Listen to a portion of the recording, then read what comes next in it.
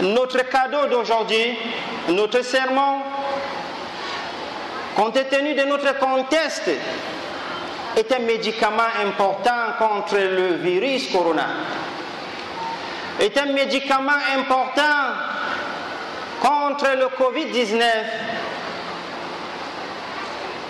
Est une vaccination contre le virus corona, à condition que nous croyons réellement en Allah subhanahu wa ta'ala. Méditons ces hadiths rapportés par Imam al-Bukhari dans son authentique, par le biais du compagnon du prophète sallallahu alayhi wa sallam, Abi Sa'id al-Khudri. Il dit, un groupe parmi les compagnons du prophète sallallahu alayhi wa sallam étaient en voyage, en expédition, envoyés par le prophète sallallahu alayhi wa sallam.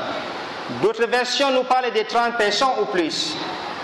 La nuit, les a trouvés dans un village parmi les villages des Bédouins arabes.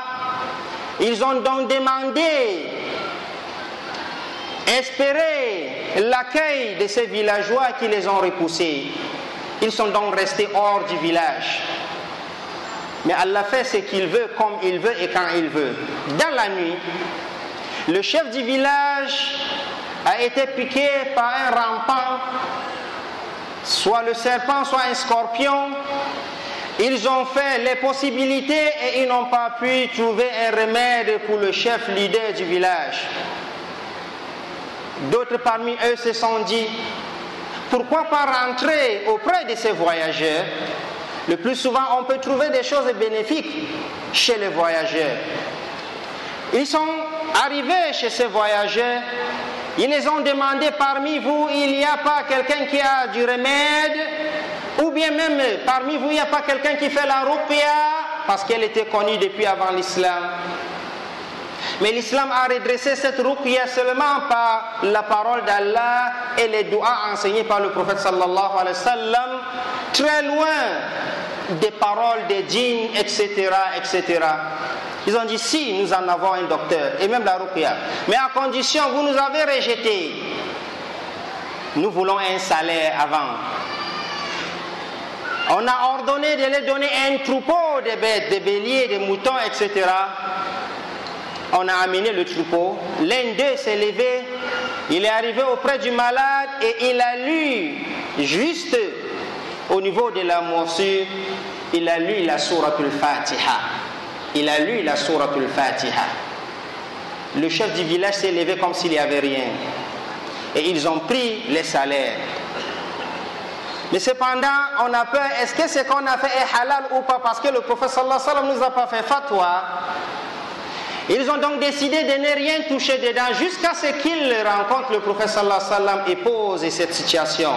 Aussitôt arrivés à Médine, ils sont arrivés chez le prophète sallallahu alayhi wa sallam, ils ont raconté l'histoire. Le prophète a ri. Il a ri. Être humain. Mais qui vous a dit que Surat al-Fatiha à elle seule ne suffit pas comme guérison? C'est un remède. Elle seule, elle est la ruqya. Partagez et donnez ma part. Sallallahu alayhi wa sallam. Fidèle en islam. لو كنتم تتوكلون على الله حق توكله لرزقكم كما يرزق الطير.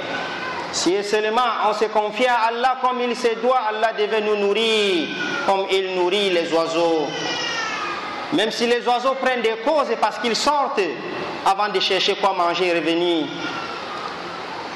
Et révisons notre foi, révisons notre croyance. C'est ça notre cadeau, c'est la sourate al-Fatiha. Cette sourate importante. L'un de nous, à partir de 10 ans déjà, même avant l'âge de la puberté, s'il a une bonne éducation islamique, récite cette sourate 17 fois par jour dans l'obligation. Et combien de fois s'il y a le surrogatoire. Mais écoutons les versets de cette sourate pour connaître que réellement c'est le remède. C'est peut-être notre ruqya contre le Covid-19. Pourquoi pas notre remède contre cette pandémie? Alhamdulillahi Rabbil Alamin. Louange à Allah. Toute qualité de remerciement. Nous remercions Allah subhanahu wa ta'ala pour tous ses faveurs. Il nous a laissé en vie. Nous avons passé les moments les plus bénis du mois de Ramadan. Nous avons gêné le mois du Ramadan en paix, en santé, en sécurité. Il nous a fait voir ces jours de la fête, la sortie de ces mois bénis, tout en espérant son pardon. Louange à Allah. Il n'y a pas un temps exact pour louer Allah. Allahul hamdu fil ula wal akhirah. Il est celui-là qui mérite d'être loué à tout instant, au début, à la fin, dans cette vie de ce bas monde-ci, jusqu'à dans la vie de l'au-delà. Alhamdulillahi Rabbil Alamin, parce qu'il est le Seigneur de l'univers. Il est le Seigneur du coronavirus.